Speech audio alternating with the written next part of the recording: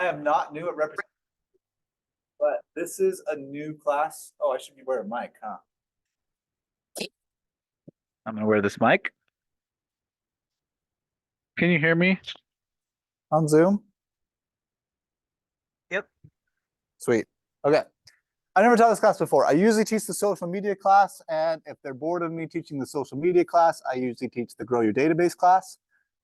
I am very competent with buyers, in my completely unbiased opinion. Just kidding. I'm not new at buyers, so I feel pretty confident that I can teach in a way that's good. But when I'm inevitably going to stumble through the slides that I looked at this morning, just know that that's why. So, any questions about that? Anybody? Feel free to leave now. Like this is a no judge zone. Okay, thank you, Cesar. I'm just kidding. Not really. Just kidding. Okay, so let's jump through this. Okay, so you guys usually do win the seller after this class. You just did it with, oh my gosh, Angie. Yes, on Wednesday. I was supposed to teach on Wednesday. I had a few appointments, and so I switched with Angie. So thank you, Angie, for switching with me. Okay, so this is kind of the outline for the day. We're going to talk about getting the appointment. I don't really know what they want me to talk about with A buyers. I'm assuming this means like when you have someone who's interested, which is an A buyer. Number one, like classes A, B, and C. I don't know why that would tie to today though. I feel like that would be more of like, yeah, or like a grow your database kind of thing. Like this is how you manage your database. But if we're just talking about winning the buyer, I don't know. A buyers, so yeah. So when it's your top person and they're actually ready to go, because they can be your top person and not be ready to go. You know what I'm saying? So we're going to talk about getting the appointment. We're going to talk about preparing for it, conducting it. I'll go through what I would do in a consultation, just to kind of give you like an idea of what that looks like. Getting the signed by a broker, super easy. Recaps and ahas. I mean, like this is probably more important today than it's ever been with all the lawsuits that have happened with NAR and all the changes that will inevitably happen in our industry.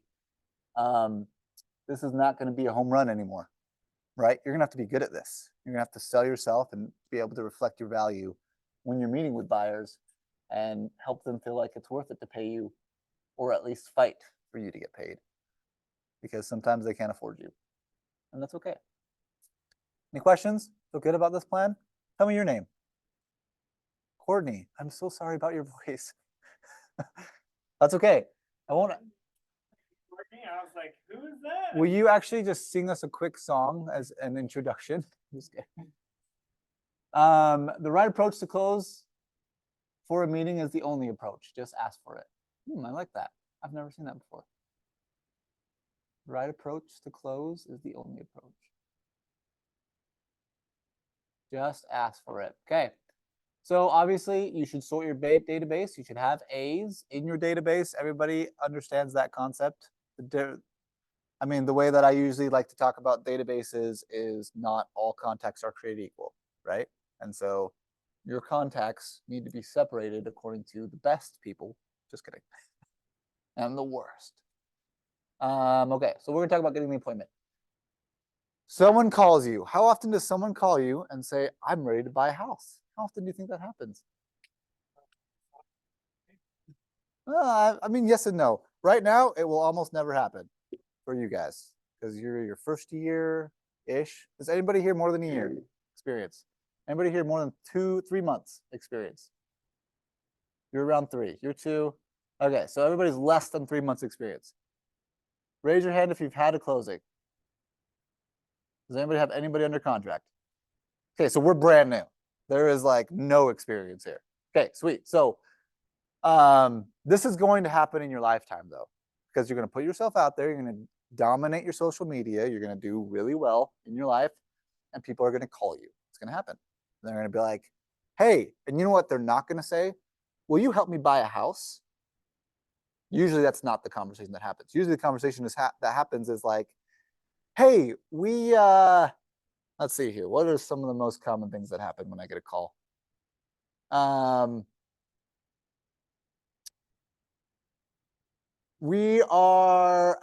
expensive is it to buy a house? Or hey, we have some savings and this, and do you think this is enough? Does that make sense? And what is like, what's the worst thing I can do in that scenario? What do you think? Answer their question. That's the worst thing I can do in that scenario is answer their question right off the back. Like, hey, how much money do I need down payment? Well, it depends, like 3%. Okay, thanks. You know, and then I don't hear from them anymore, right? Because I'm their guy to go to for real estate questions, but you can buy a house without being represented. That's completely possible to do, right? So they could go and see an open house or whatever it is. So when you ever have a lead come up, whenever anybody ever asks you questions about buying a house, unless it's obviously not like you know them really well and they're not going to buy a house soon, even then, like that's an assumption. You should always set an appointment. That's what I'm trying to get to. Okay. The whole point is to meet with people face to face. That's what you're trying to do. Oh, you know what? That's a great question. It's actually pretty complicated. Do you have like 20 minutes tonight? We can hop on a call or a Zoom to talk through what this actually looks like, kind of thing. Does that make sense?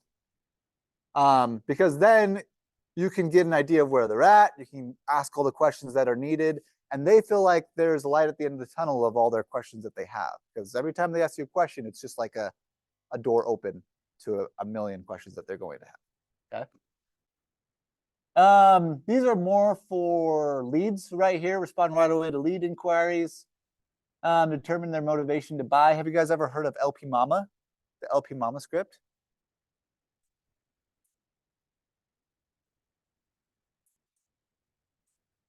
Oh, respond right away to lead inquiries. Yes.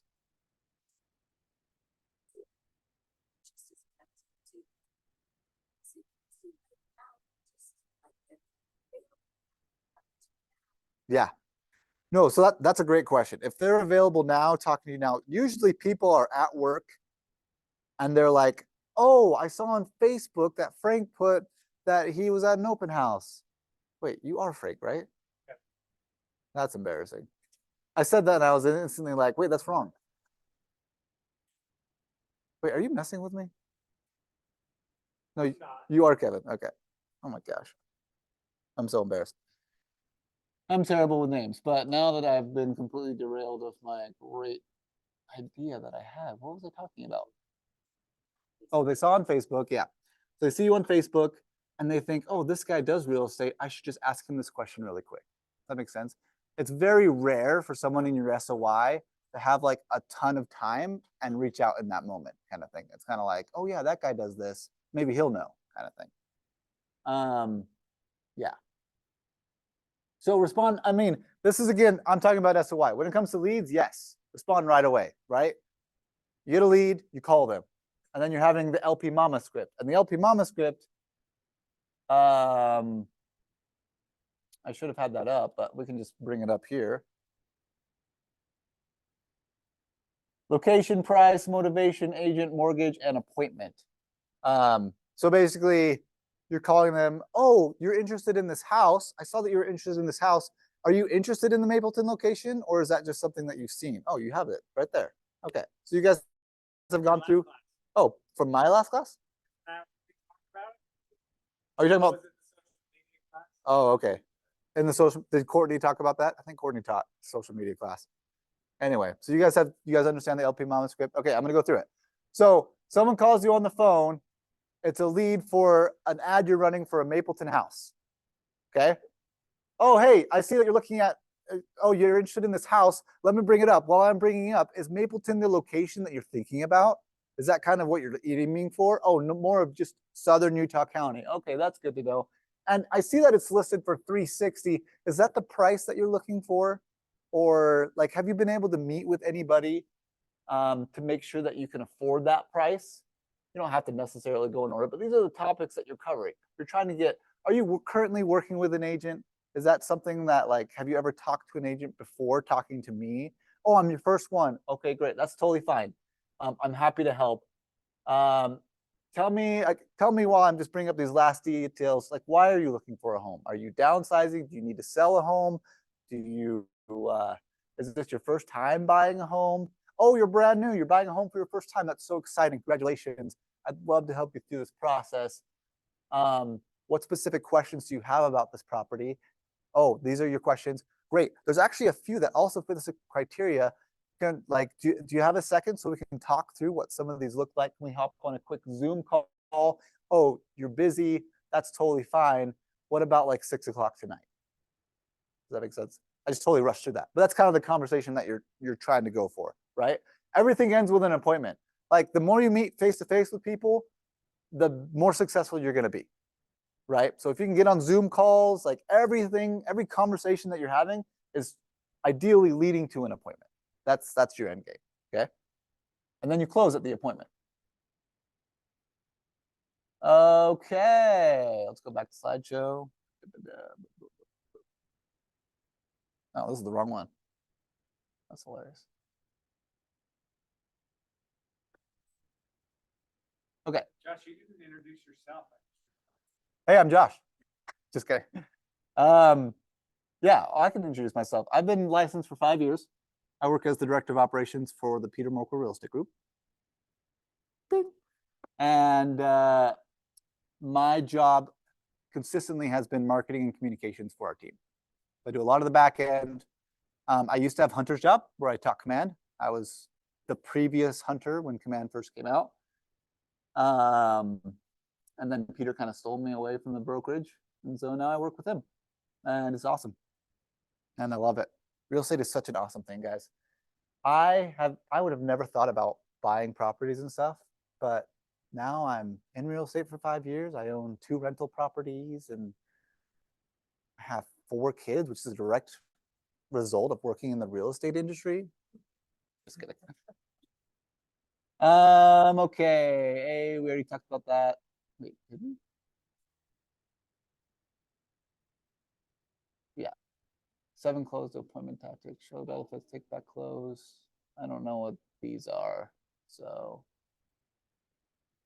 honestly, if you show value through going through the LP Mama script and understanding what their motivation is, that should close most of your appointments. Just that alone. Understanding what people's motivation are and helping them feel like they resonate with your direction that you have for them with that motivation, that's going to be the closer. Okay. So, buyer objections to the appointment. Hey, Mr. Seller, who I've been talking to you about this Mapleton property, let's meet up. Oh, I'm so busy. I'm so sorry. I just don't think that there's a time.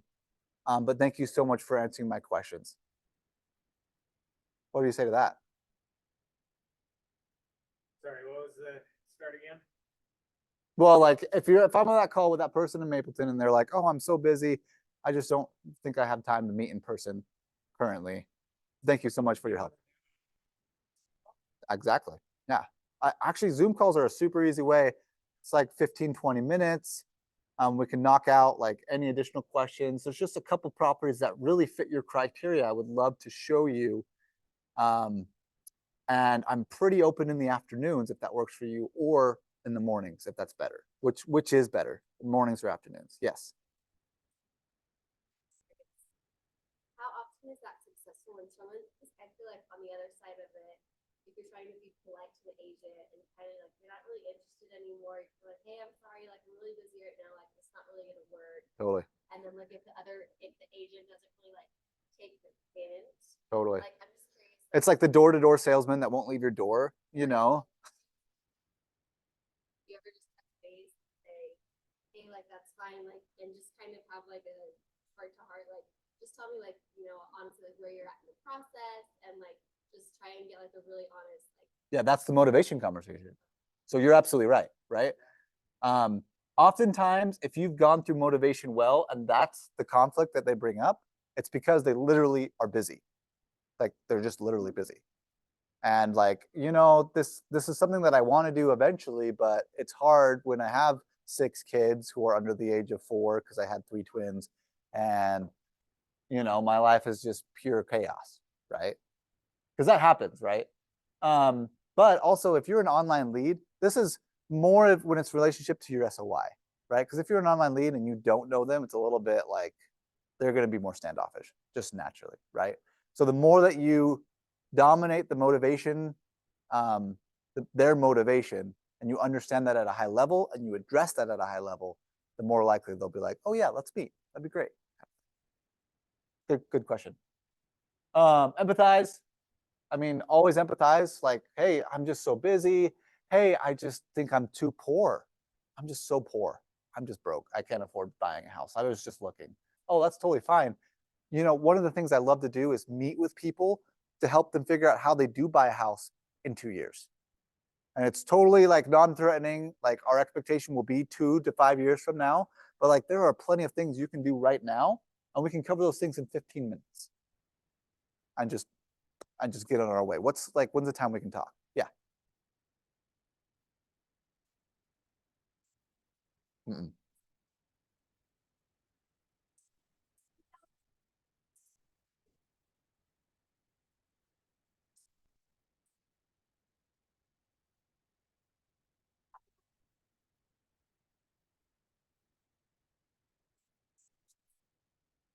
Yeah. Yeah. And offering a solution. Totally. Yeah. No, I love that. Feel, felt, found. Cool. Identify the real issue, right? Like people will say I'm busy, and that's a diversion, right? Like really it's because they're poor or because they don't want to work with a salesy person or whatever it might be, right? Offer a solution, urge an agreement. Yeah, I mean, like appointments are where things close. And so you definitely don't want to be the door-to-door salesman that was told 3 times that the owner's not interested in solar, but you're still there for some reason, Like you don't want to be that guy, right? And so don't be that guy, but also if you don't push to close, they won't close, right? So, yes.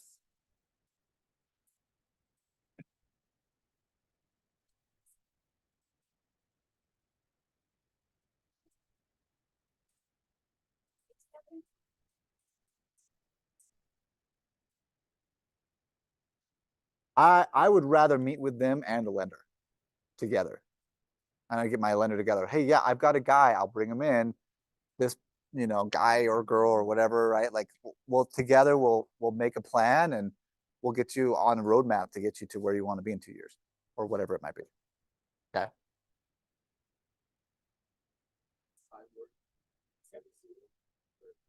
I mean, it's similar. As long as they don't have an Android phone, yes. The pro of Zoom is sharing a screen because, but can you do like the MLS? Like when I think of FaceTime, I'm thinking the phone, right? If you're in front of a computer, you're like bringing up reports, you're like able to kind of like navigate the whole presentation a little bit easier. Does that make sense? Pretty sure you can do all that. On your laptop, you're saying? Yeah, so if you can do it on your laptop, I think that's a good way. If you're doing it on your phone, I think it's no different than a phone call, right? Except for you're seeing someone's face. Does that make sense? Because it's just kind of like, it's kind of like awkward of like here, let me just bring this up kind of thing, I don't know. I just feel like it's less professional. So, I mean, I don't think that there's a right answer. Personally, I probably wouldn't do that. Yeah. That's probably a safe way to say that. Okay. Any aha so far? Where they call you and you don't answer because that they talk to you. Like in the beginning. Shoot them a text. Yeah. I mean, don't assume that because someone doesn't answer your phone call that they don't want to talk to you. Because if you make that assumption, you're going to be wrong at least 50% of the time. And people are busy. People have stuff going on. They have lives. So, my rule of thumb is don't stop until they tell you to stop. I mean, don't pester them and don't call them every day. But just if they don't answer your call, what I do is I'll send them a quick text and say, hey, I know you're probably busy. Give me a call when you got a few minutes to chat. So I had a friend who was buying a house with me. He never ended up buying this house with me because he lost his job. But so the friend, he loses his job, and I have contacts, right? I know people in the industry. So I'm like, hey, let me help you get set up.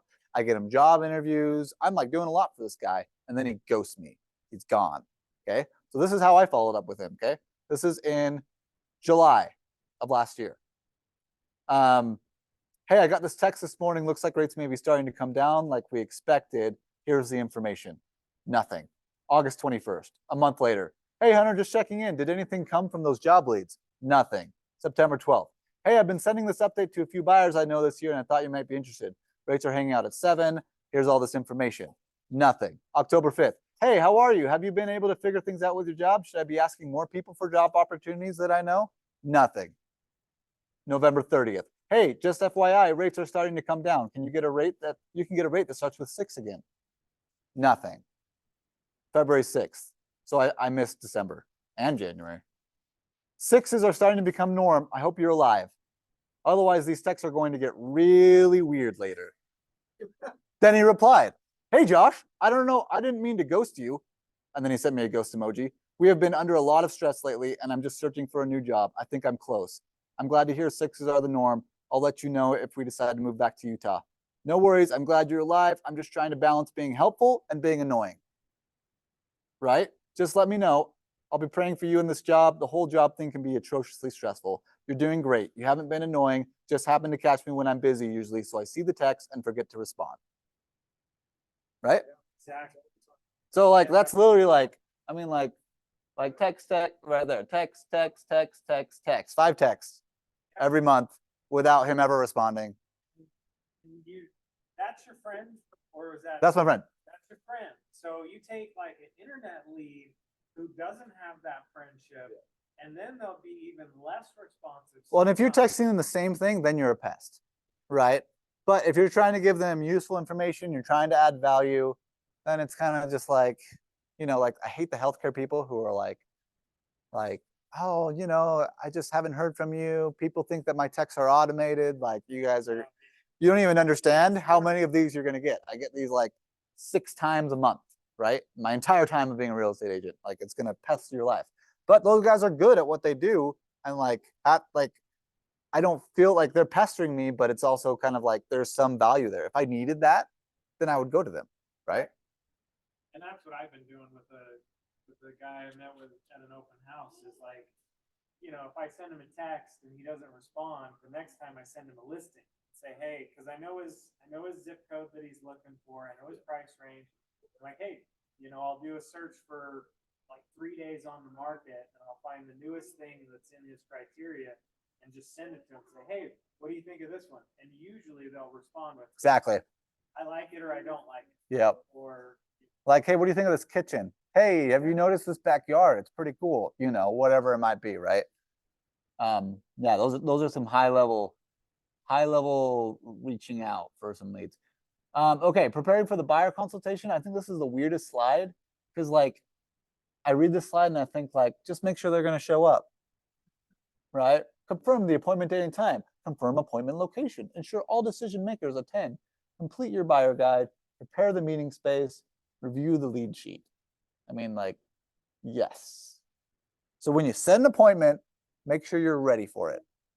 Also, one of the things you need to make sure is I would show up if you're going to meet here, which I would totally do for a lot of your appointments.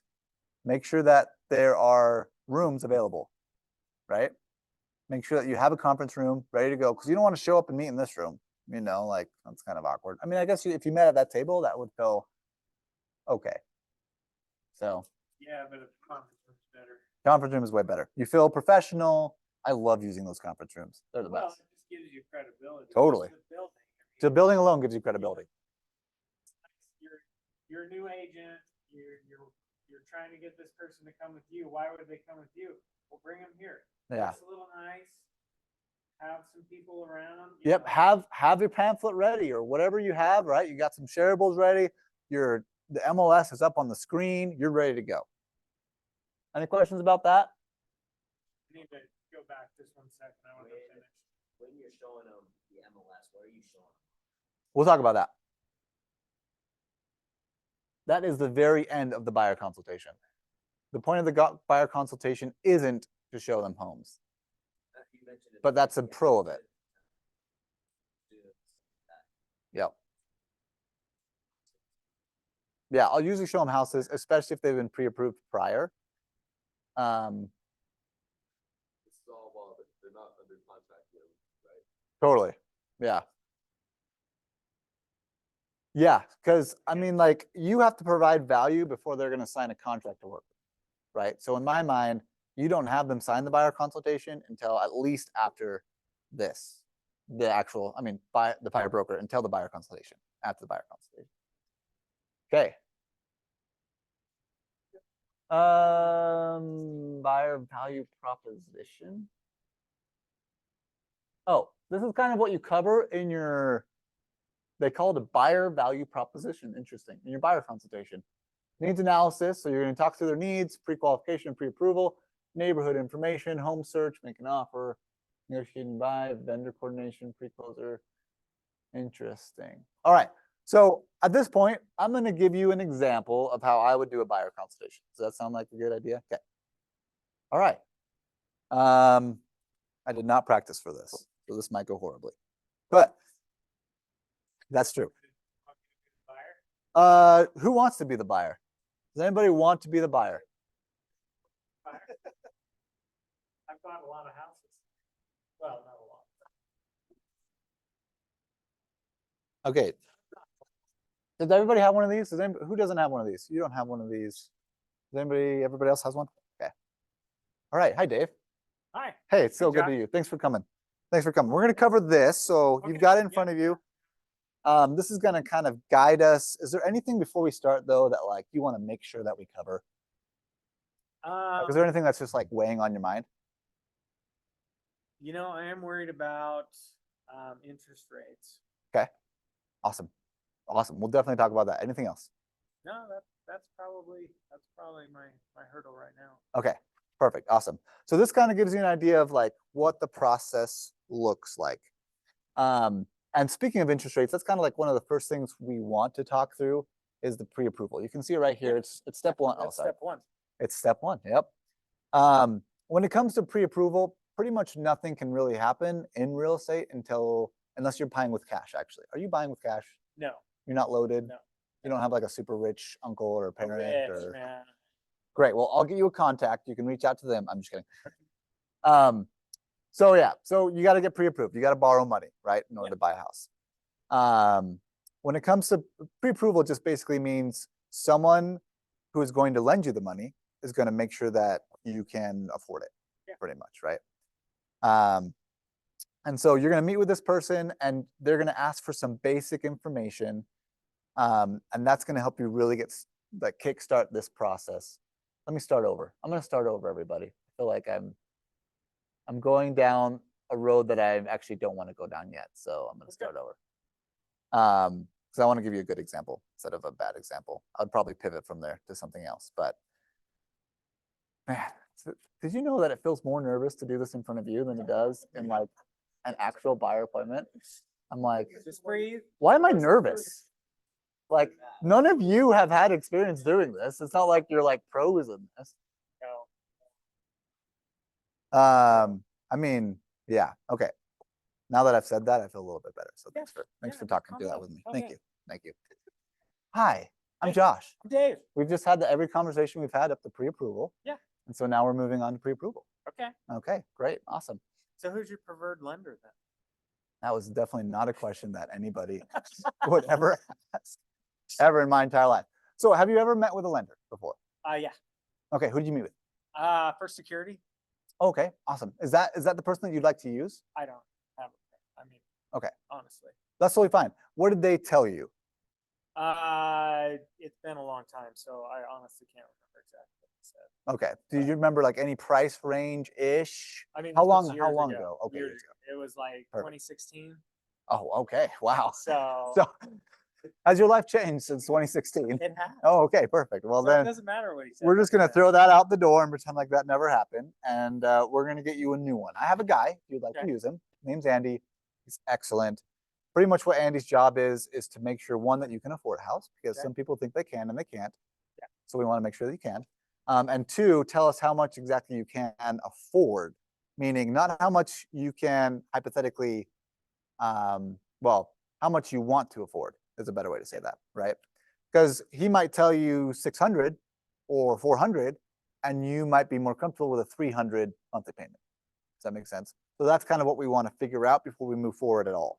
Because there might be things that prohibit you from buying a home for the next 6 months, for the next 3 years. We just don't know. We want to make sure we have everything on the table before we move forward, okay? Yeah. So that's the first step that we're going to do. So I'll set you up on a group text with Andy after this meeting, if that's okay. Okay. You feel good about Yeah. about yeah, Andy? sure, that'd be I have great. other references, like you can totally meet with 3 or 4 different lenders. Sometimes that's a good idea because then you can kind of, Yeah, see- you know, see what compete the for options are. pricing, see what the options are exactly. So, Andy's just usually my go-to, so I think he's great.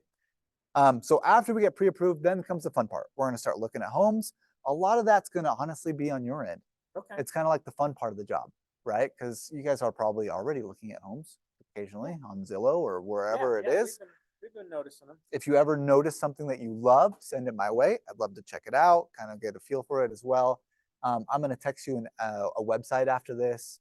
Okay. It's just our website. It's petermokel.com. At that website, it's directly synced with the MLS. And so it's a really good website to kind of like search, and it notifies me when you find something that you love, so on and so forth. So really easy to use. And once we find something that you love, then number 3 comes into play, right? We'll go see it. Yeah. It'll be super fun. It's kind of interesting looking at homes, but you just get to walk into random people's houses and go see where they live Okay. and see if you like it. And at one point, ideally, we'll find one that you love. Yeah. And once we find one that you love, we're going to put in an offer. Now, putting in an offer doesn't mean that you get the house. Our offer has to be accepted by their party. So the way that offers work is we say, hey, this is what we're willing to do. And they either say yes, or they say no, or they go in the middle and they counter us and they say, yes, if you agree to this. Okay. Does that make sense? Kind of gives you an idea of how that will work. So once we get to that point, we'll talk more about it. And then a couple things that are down the line of the process that you should be aware of. The first one is earnest money. Okay. So once we find a house that you like, usually you need to bring to the table almost immediately. It's like in a matter of a few days. Yeah. Earnest money, which is usually roughly 1% of the purchase price. Okay. So if we find a $400,000 house, you're bringing in $4,000 as Okay. an earnest money check kind of thing. And that's kind of like a down payment, quote unquote, towards the house that will help the seller feel like you're committed if you like it. But the biggest pro is that it's not like you don't lose that money. If you back out, we'll set up some deadlines where if you back out because you don't like the house, you end up not finding things that you like, the furnace is dead and the roof is leaking and it has had termites for 40 years, right? Like all crap hits the fan, we'll get that money back for you. It's mostly just to show the seller that you're actually interested, so you have some money on the table. Okay. Does that make sense? Yeah. Anytime your earnest money is in jeopardy or if there's a chance of you losing it, I will give you plenty of notice. You know, you don't have to worry about that. We'll make sure that you feel good about moving forward before that even has a chance of being lost. Okay. Okay. And the earnest money goes in the end towards your down payment. Okay. So it is basically a it's down payment. it's just basically a down payment. Okay. Exactly. Yeah. So you'll never actually lose the earnest money. It's just part of the whole process to show that you're committed. I mean, well, it's possible, but my job is to make sure you don't. Yeah. That makes sense? Have you ever had anybody lose their earnest money? Yeah, but it was their decision. Okay. That makes Because sense? they wanted to walk away from the deal. Yeah.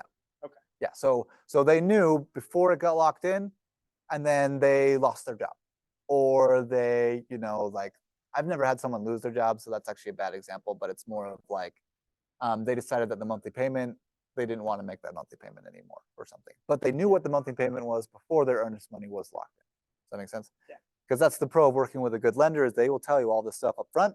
You know exactly what you're walking into. Okay.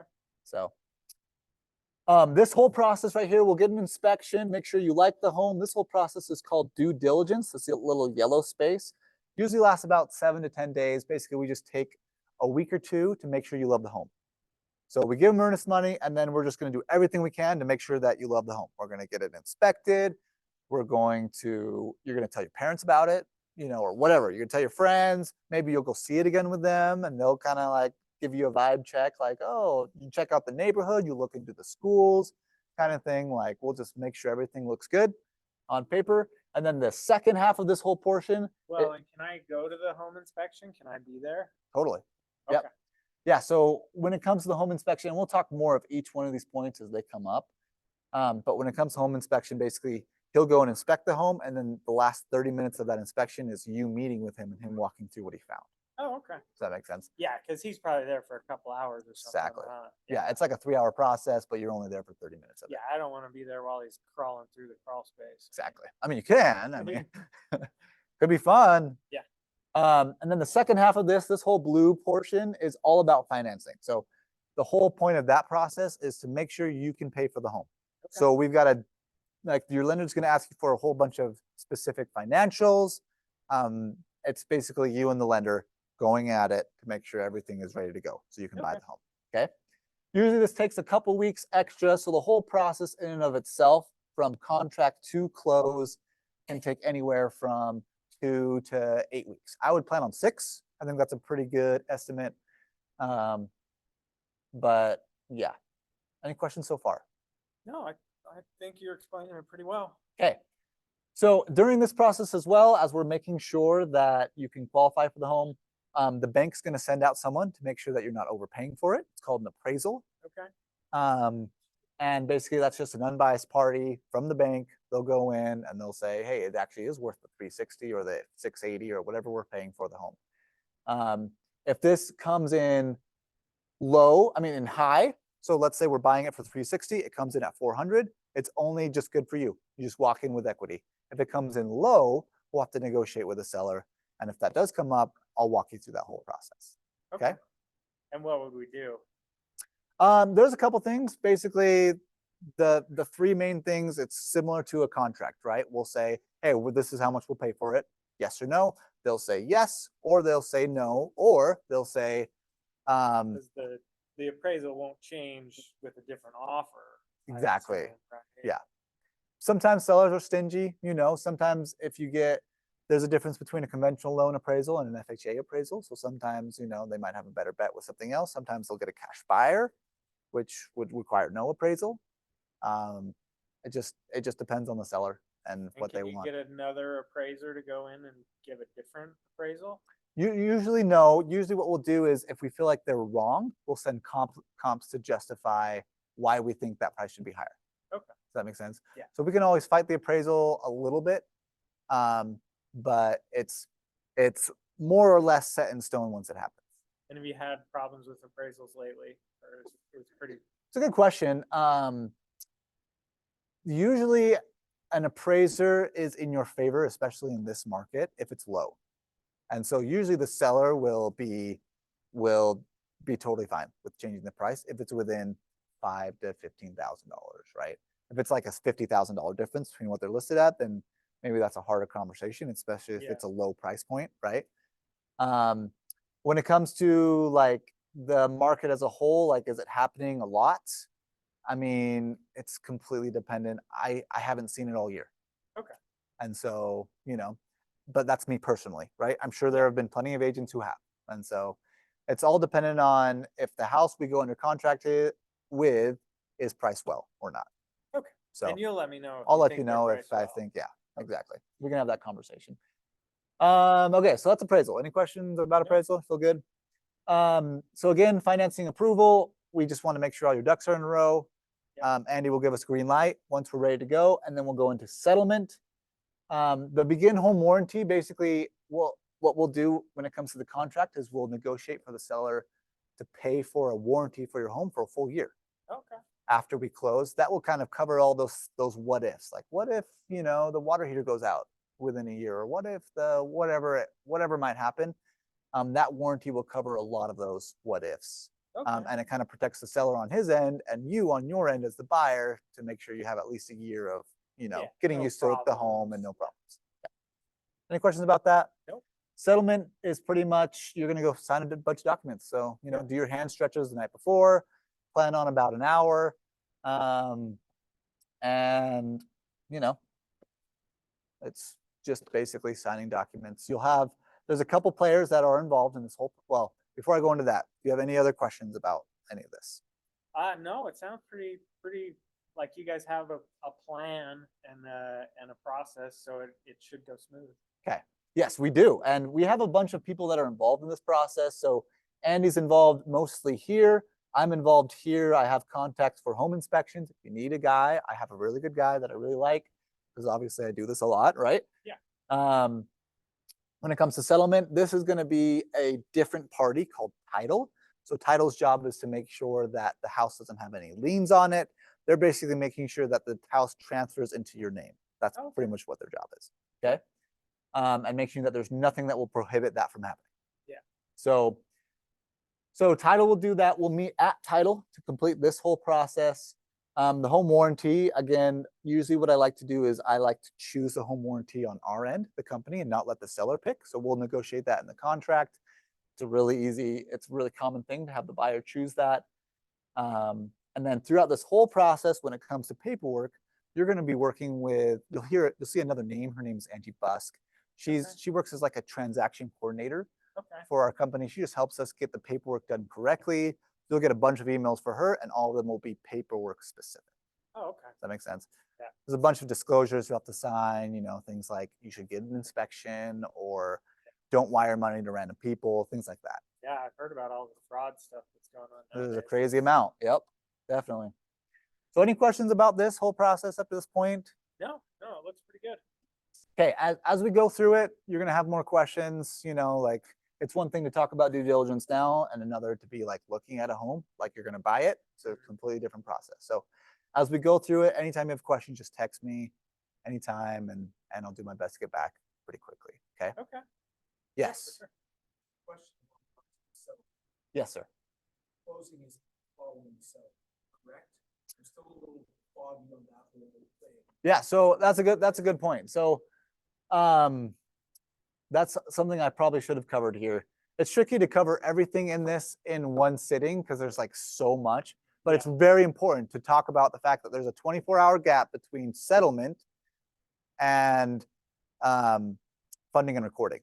So settlement is basically like closing is kind of like an all-encompassing word that the real estate industry uses. It's kind of a garbage word. So settlement is like you go in and everybody's going to settle. So they're all going to sign. They're all going to get all the paperwork up to date. And then funding and recording happens within 24 hours usually of settlement. Yeah. And then your buyer can get the keys and move in. So nothing happens until at least a day after they sign. Yeah, and when I've done it in the past, I remember signing on Friday and getting the keys on Monday. Yeah, exactly. You So know? we almost always put in our contracts Thursday for settlement so that they can close before the weekend and own the home before the weekend. Funding and recording. So funding meaning all the funds transferred, recording meaning now it's under your name. Yeah. Any questions? Any more questions about that? No, Everybody. everybody. I feel like at this point we can just kind of. Yeah, we're done with the console. Thank you. So yeah, so I would definitely make sure you cover funding and recording in this, but the biggest thing and what I was going to say next, I know. That point, there's still no like contract. Yes, still no contract. So the biggest thing I was going to bring up actually is besides funding and recording, what's next kind of thing, right? Because now you want to have a game plan. Okay, so now that we've talked through all of this, this is an overview. You're going to forget half of this by the end of the day. That's totally fine. My job is to make sure that you know what's happening next. So what's next is blank, right? So what's next is we got to get you pre-approved. So again, I'm going to set you up on a group text with Andy. Then we can start thinking about homes. Oh, you are pre-approved. So what's next is let's look at homes. What was the number you're pre-approved for? Let's bring up the MLS. This is what that looks like, kind of thing. Here's some ideas of houses we can go see. Yes. So if you were discussing and they said, oh yeah, we are pre-approved, would you ask them for the lender or would you ask them for a pre-approval letter? Or... Most of the time, if someone tells me that they're pre-approved, I knew before. Okay. A lot of times I knew before. Because if I'm going to have this conversation, if I'm having a conversation with somebody, usually I'll have them meet with Andy before I meet with them. And I'll just say, hey, hop on a 30-minute phone call with Andy really quick before we meet, or not really quick. One time, this is just a fun story. I'm going to tell it anyway. One time I was doing an open house and these buyers walked in. They're like, we've never bought a house before. We don't know how to. Can you help us? And I was holding an open house. And so I was like, yes, I'm holding this open house for the next hour, but within this hour, I'm going to set you up on the group text with Andy, then let's meet right after. And if you guys can just answer his questions before we meet, that will give me a really good idea of where you're at. So within that hour, they met with Andy on the phone, and they were pre-approved. By the time we met, an hour later, I drove to this office, they drove to this office, and we met at this office. They closed 2 months later with me. Isn't that awesome? But like that happened because we went right into it, right? Like, okay, we got to get you pre-approved. That's the first step. So, you've never done this before. That's totally fine. Let's get you set up with my lender. He'll take care of you. But yeah, that was an example of someone walking in that wasn't pre-approved. Yeah. I forgot why I remembered that story. I just love that story. It was such a cool experience. I mean, okay, so let's say they were pre-approved, but they felt like they were low ball. Like, we feel like we should give them another. Well, I would address that. Okay, so you feel like you can get more. What was the monthly payment they gave you? $3,600. Do you feel like that you feel good about that payment? Well, it's a little bit high. Well, it's only going to get higher the higher you go with your pre-approval. So even if we could get you 50K more, right, it's less about how much you could qualify for and more about what are you comfortable paying on a monthly basis. Does that make sense? Because like The bottom line, that's it. like I got pre-approved for like an $800,000 house. I bought a $650,000 house because guess what? An $800,000 house is like a $4,500 monthly payment, and that sucks, right? I don't want that. No, thank you. Because you can doesn't mean. Exactly. Yeah. So that's the conversation that needs to be had in that scenario. Yes.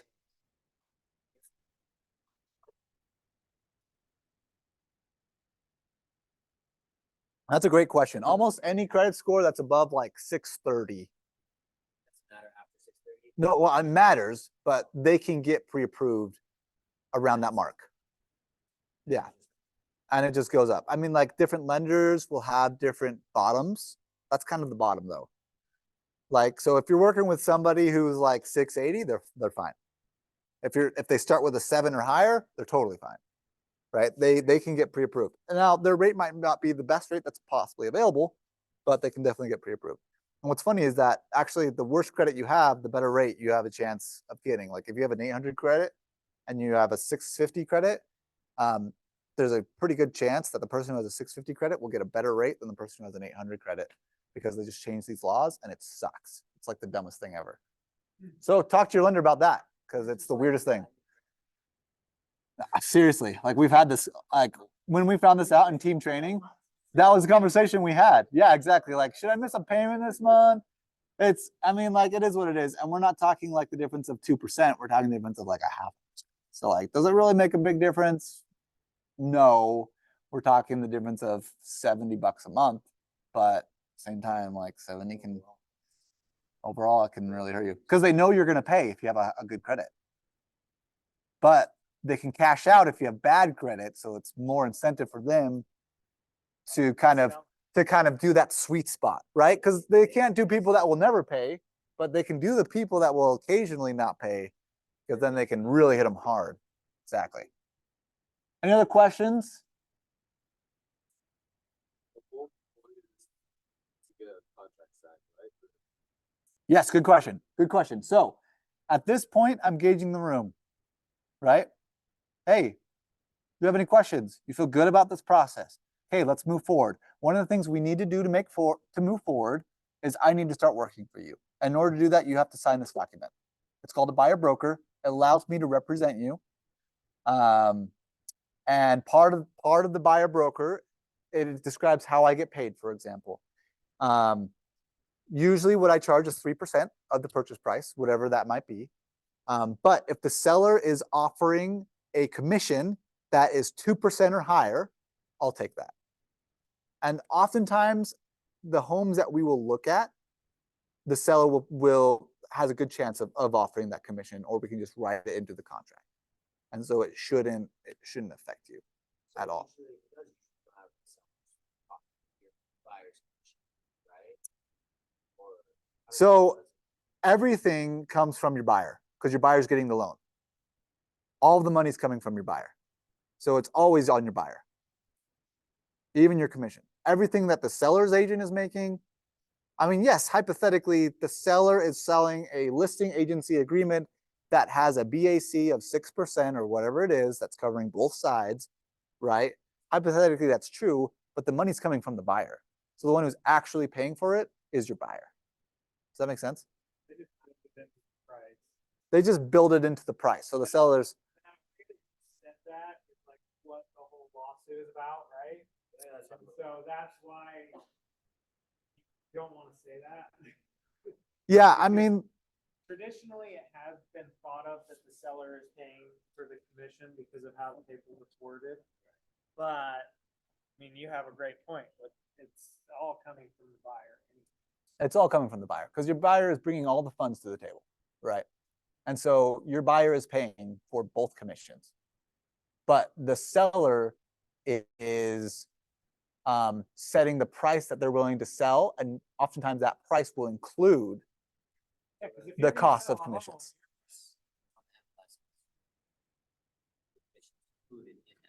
So yes, in the past. Now, starting in July, we don't know. It's gonna. That's why it's negotiable. Yeah. So in the past, right, you go on the MLS. You ever been on the MLS? Okay. So on the MLS, it has the BAC, right? And the BAC is basically what the seller has agreed to pay, which is false, but for hypothetical terms, right? The seller has agreed that if they buy at this price, I will rebate or whatever. I will pay these agents blank percentages. And so it's showing you what you would make as a buyer's agent, right? Yeah, BVC's 3%. Wait, 2%? 3%. Yeah, BVC is 3%, right? Now, starting in July, that number's gone. It will no longer be on the MLS. And so you won't know. So every time you write an offer, you're going to need to include in that offer, buyer's agent will be paid X percentage. Does that make sense? So you write a full price offer, you include buyer's agent will be paid X percent. But what you're doing is you're calling the listing agent and you say, hey, are your sellers okay with paying a buyer's agent commission? And they'll say probably 70% of the time, they'll say yes. Yes, I've already talked to my seller about it. We can't put it on the MLS, but they're willing to pay up to 2%. Okay, great, awesome. I'll throw in 2% on our rep C, and we'll call it a day, kind of thing. So it's just going to be different. You're going to have this conversation with the seller agent up front, and you got to have these conversations with your buyers up front of it's possible we're going to go into this and they're not going to offer anything. And so if they don't offer anything, I need to make some money off of this. This is what I'm willing to do. Does that make sense? Okay. So like, so think of it like this. Think of you're selling the house and you want to sell it for 500,000. Yeah, you're selling your house. And when you sit down with Kate, are you not going to consider what you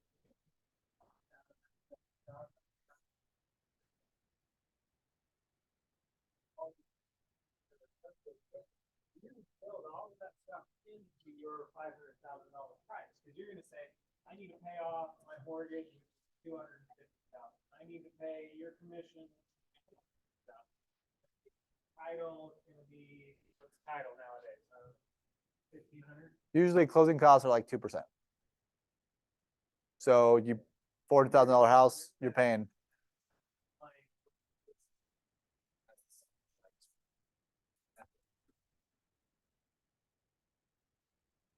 Yeah, if you're representing a seller, that's exactly right. You're having that conversation with your seller of like, hey, we want to pay a buyer's agent.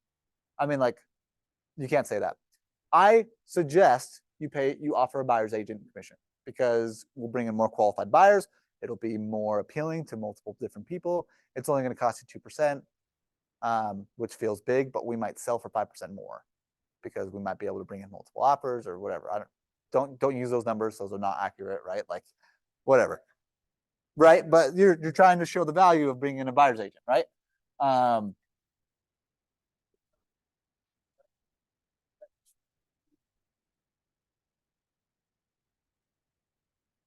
the average is definitely going down, no question. Because, I mean, like, look at how the media has portrayed the commissions in itself. They're extinct. They are no more, right? So if you go from 3% to there is no buyer agent commission, right? You're going to meet somewhere in the middle, right? And it's probably going to be somewhere there. I mean, like, if in 5 years buyer agents are still making 2%, I think that's a pretty good win for our industry. So, I mean, I would ask for 3, personally. I'm just saying 2 because I'm trying to set up realistic expectations. That makes sense. But yeah, I mean, like, go for 3. Like, why not? I mean, again, commissions are negotiable, right? If the house has been sitting for 60 days, like, hey, I'll bring you a buyer. I want 3%. I'm bringing you a buyer. I've qualified him. I know he's ready to go. He's interested in your house. I should make some money for bringing in this person to your home, right? I don't really feel like I need to write anything. Do you guys have any other questions about commissions? Does that help you understand a little bit more? Says they don't want to pay a commission. Does it come out of the buyer's pocket? Or Yeah, I don't know what that looks like. It has it in the past. It's never happened in the past for me.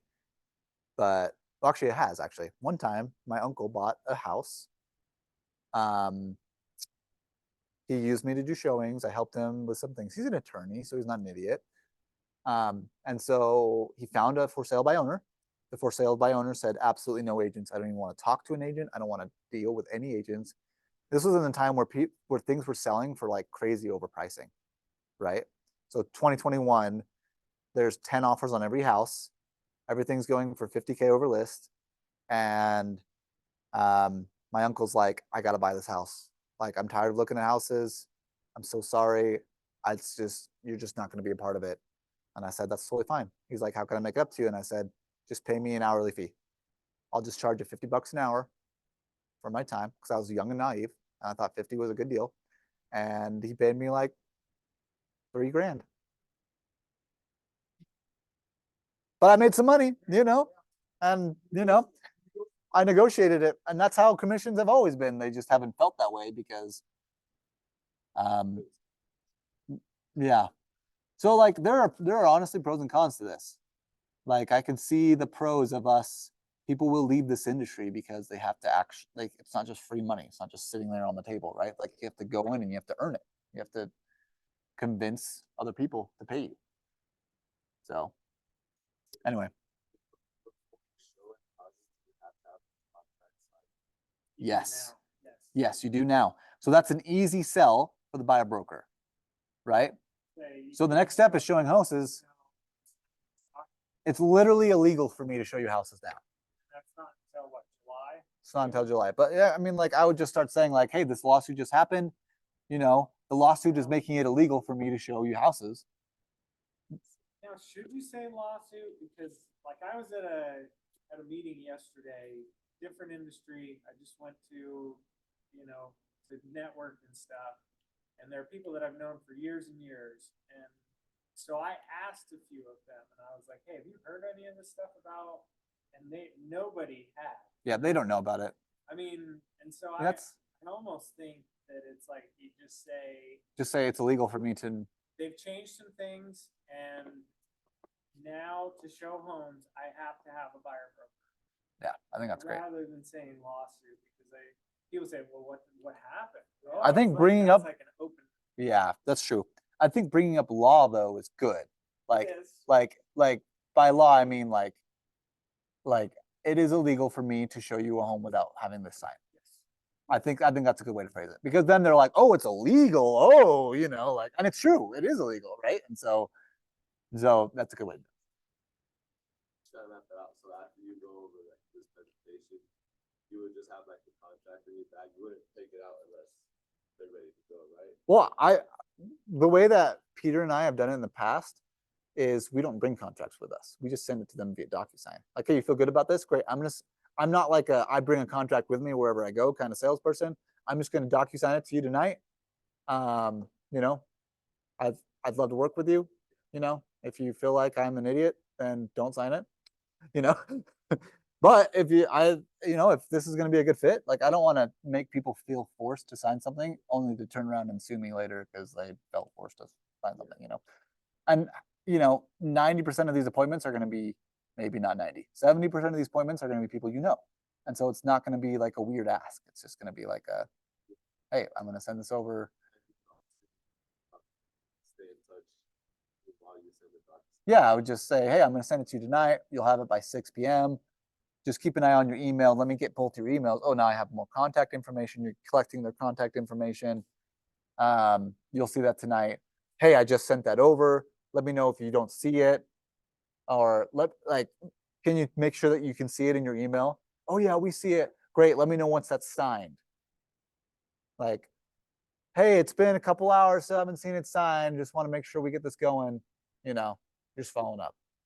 So, okay. Command buyer guide. Oh yeah, they have a buyer guide in Command that you can use. This is one that we made. I will literally send you the Canva document I used to make that. If you would like it, you can brand it to yourself. Email me at this email. You can literally print these on Canva, which is what we do. That is an at petermorkel.com. Man, I didn't even think about that commission backside. I made those like 2 years ago. I'm gonna have to change that, huh? Real bummer. That's I fine. know. Hey, I think that's why I asked the question. Is that top part you're talking about? Yeah, that's outdated. Out of date. So yeah, if you want this guide, just email me. I think it's like $50 to print 100 of them, something like that. Like, you can just do it straight on Canva. You can edit it and then use it on free printing. Canva. I literally printed on Canva. Yeah, Oh, it's just so easy. It's just so convenient. I'm a sucker for convenience. yeah. Yeah, this is what their buyer guide looks like. Super solid. We have something similar for sellers that we do.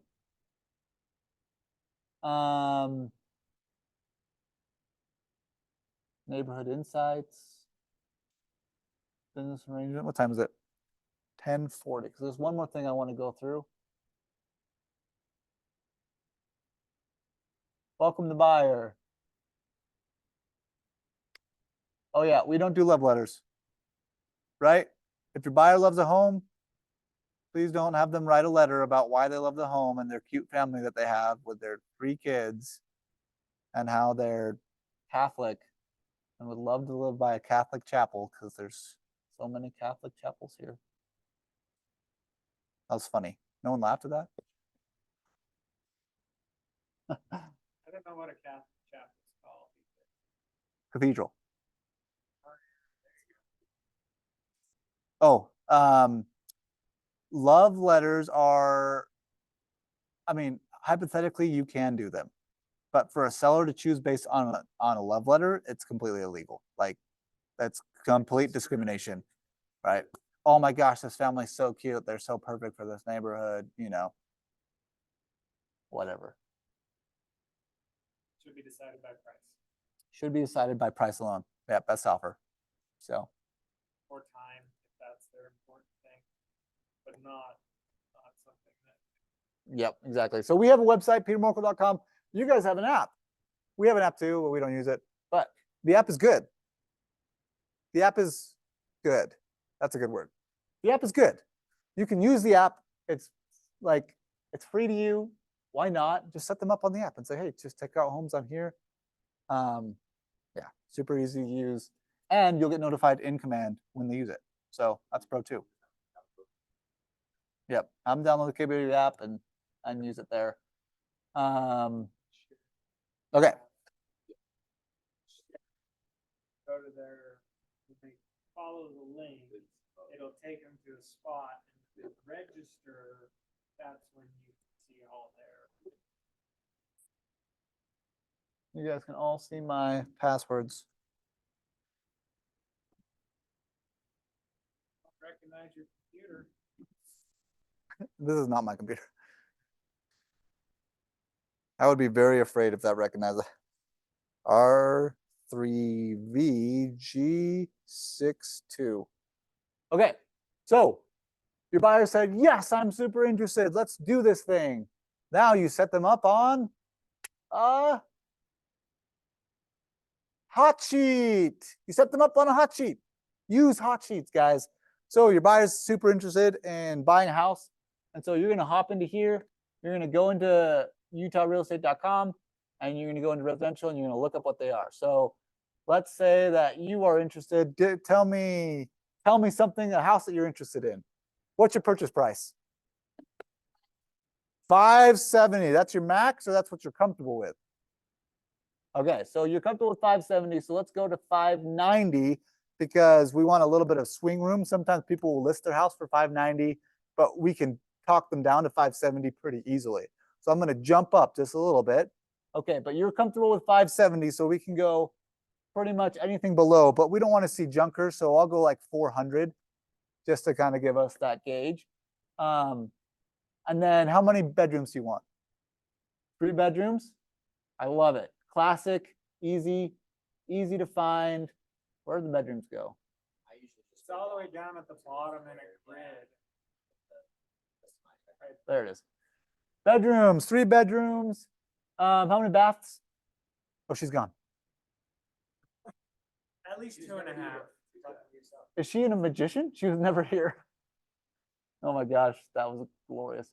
Okay, so there's 3 bed, 2 bath. What just happened? What did I do? I've never seen it do that. I'm still showing the results. Okay, so 3 bedroom, 2 bath. Where do you want to live? Scott County. Oh yeah, she's back. Where do you want to live? Where do you want to live? Mapleton, of course, because that's where dreams come true. Are you kidding me? That's where my office is. Thank you very much. You can leave. I'm just kidding. Yeah. Yeah. Oh, really? That's awesome. Yeah, we are, Peter's one of the owners of that other KW office down there. That's a branch auxiliary of this office. Nice. I'm here in this office often, but I'm licensed in that office, which is pretty much the same office because Dean is both of our principal brokers. So, like, we have a branch office. I mean, a branch broker, but Dean is the principal broker of both offices. So, when we have people join that office, they get onboarded in this office. So, it's not that different. It's more of location where you want to go to the office every day. Okay, so we've got those houses in Mapleton. And do you care between like a townhome or like a single family or a condo? Like, not a condo. Hard no on a condo. That's totally fine. What about a twin home? Twin home's okay? Awesome. What about, are you okay with a townhome? You say twin home, like duplex, same thing? So you can, a twin home is the same thing as a duplex, except for both sides are owned by different people. So there's ownership on both sides. Does that make sense? A duplex, one owner owns both sides. Yeah, that's really what the difference is. Or both. Yeah, because the pro of a duplex is that legally you can rent out both, and you don't have to get like special permissions. You don't have to live there or anything, right? Okay. Also, a duplex falls in multifamily instead of residential. So let's see here. Okay, so you're okay with it's up here somewhere, property type. So you want a single family, you want a twin, you want a townhouse. Sweet. We're at 19 results. That sound pretty good? Okay. We probably want to get these down. So we're going to look at these pictures. You're going to tell me which ones you hate. So this is 55 and up community. You want a 55 and up community?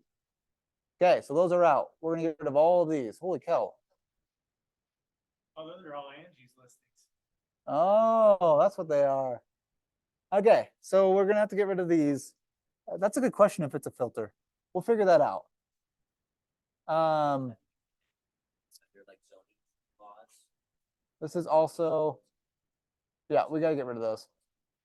We also, are you okay with building or do you want it to move in the next couple months? Okay. But let's say that you weren't okay with building. There's a tab right built standing right here. So if you check this, it will take out all new construction, just so you all know. And then if I scroll down here, I've never had to filter based on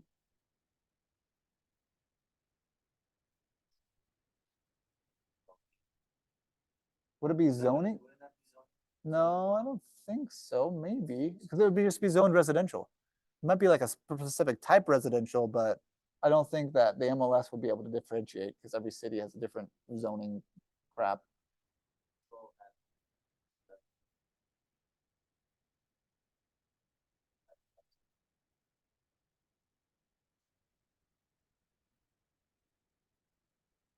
Well, we're down to 7. So if you're looking for something that is built and standing, I'm going to figure out how to get rid of this. Senior community, it's right next to solar ownership. Oh, nice. Solar ownership. Kind of down. There? Senior community, no. Oh, there's no results. Nice. Okay, this is good though.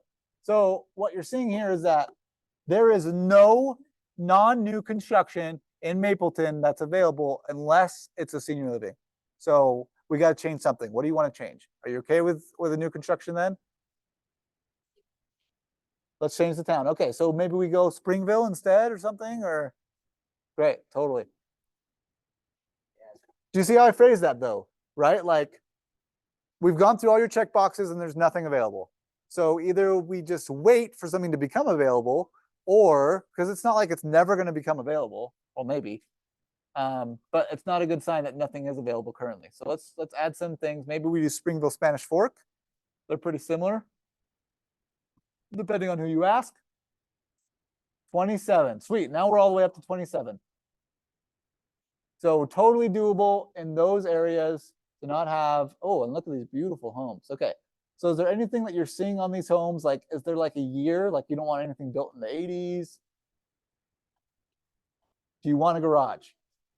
You want a garage?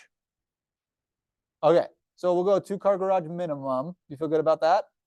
I mean, obviously we can because we have 27 to sort through. So we can definitely get you a 2-car garage. So let's do that. Okay, we only took out 7. Perfect. So newer than what? What are you thinking? 2012. Okay, so year built. We're gonna go year built, 2012. Oh, we're all the way down to 9. 9's a good number. So we want to go in the single digit realm when we're looking here. So we go into here. And this is just to give you an idea. You have to click every like all the listings before you go to grid view. Nope, I just went straight to grid view. Yeah, so list view. Oh, you're right. Actually, I did.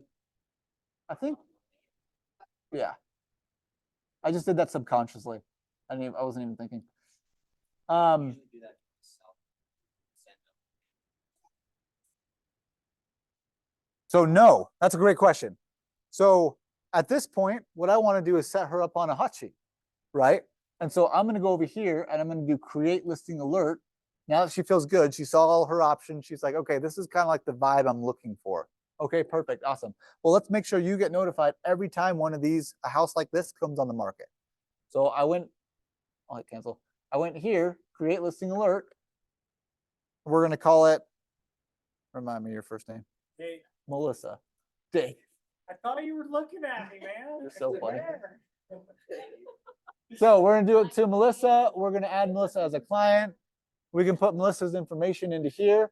Now what's gonna happen is once I add Melissa into here, so I add her as a client, it's gonna send you, Melissa, a email that you have to approve.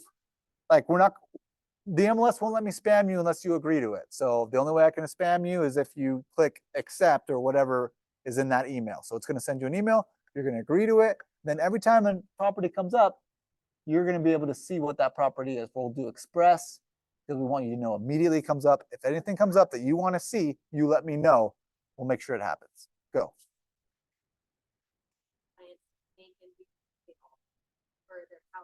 searching and No. finding and reaching. No, I haven't.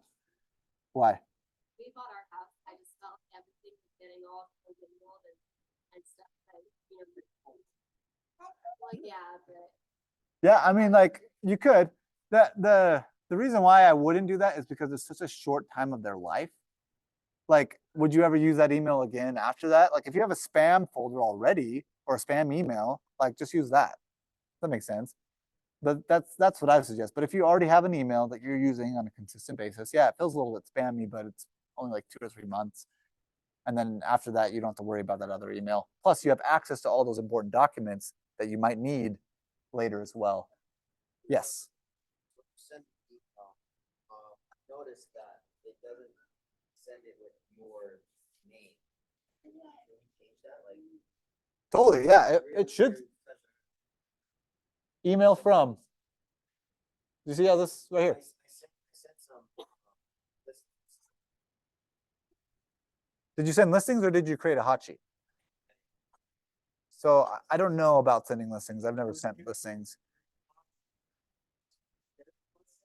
Whatever is your MLS email.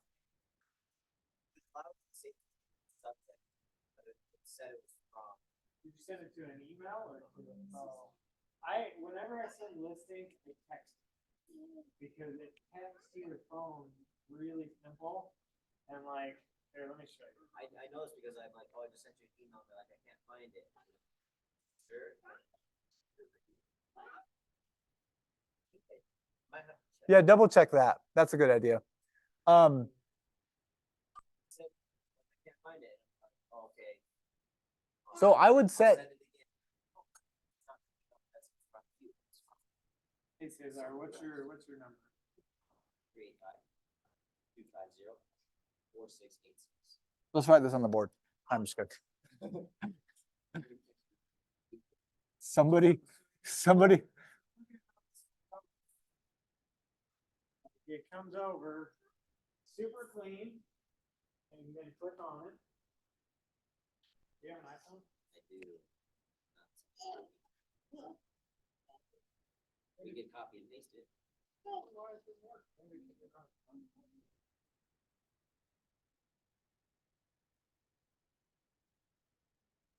Let's look at this after. Yeah, keep going. Okay. So you set them up on a hot sheet. The reason why you set them up on a hot sheet is because you don't want to monitor them on the houses that they like and don't like. You don't want to send them like every single house individually.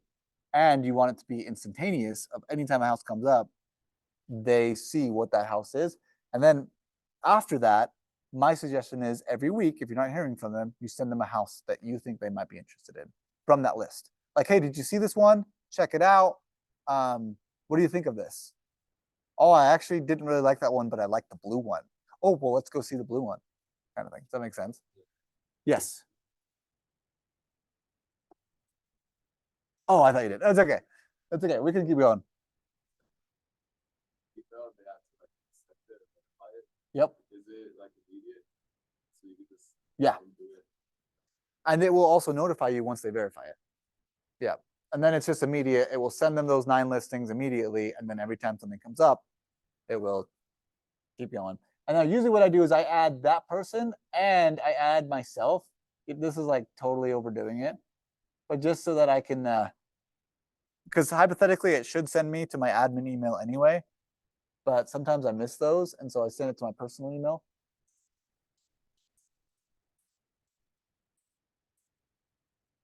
Yeah, that's what I did first. I sent it to myself.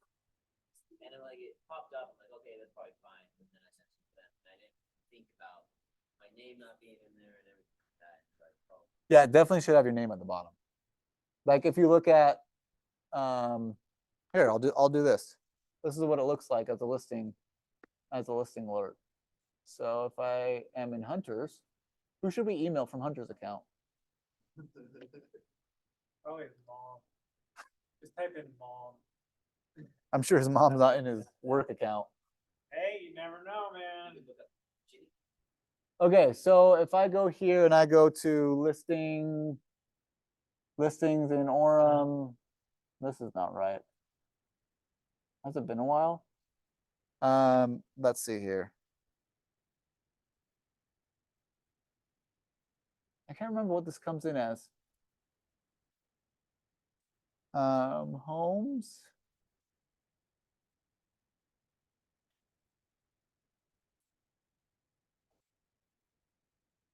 Oh, what would this be under? New homes. New homes in your criteria. There we go. So this is what it comes in as. So it has for your review, click here to view listings. Well, actually, that doesn't really work because it's not active anymore. That's hilarious. I can't show you because, wait.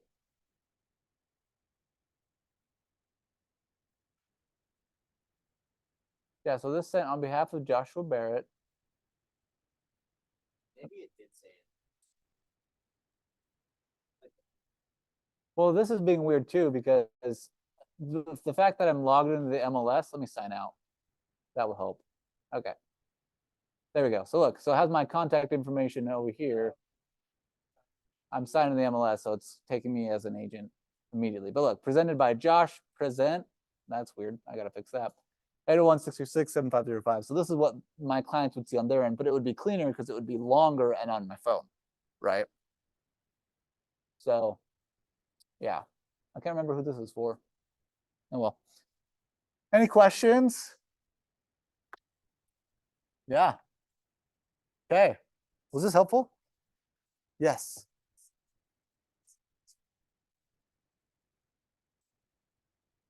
Always immediately.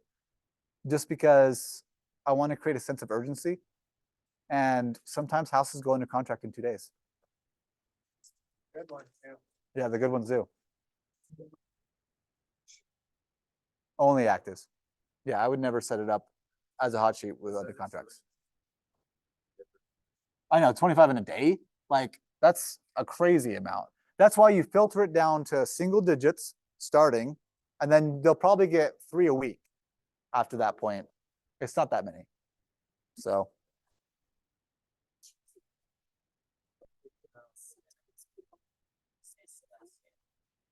yeah, so you can do the map view. Yeah, so if you're in the MLS, not join, sign in.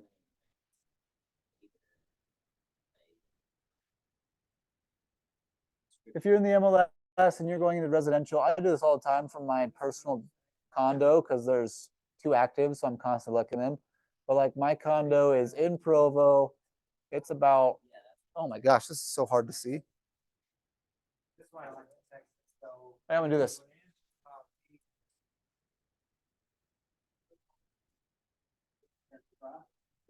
Build rapport with them, to set up the listing alert, but to send it to you.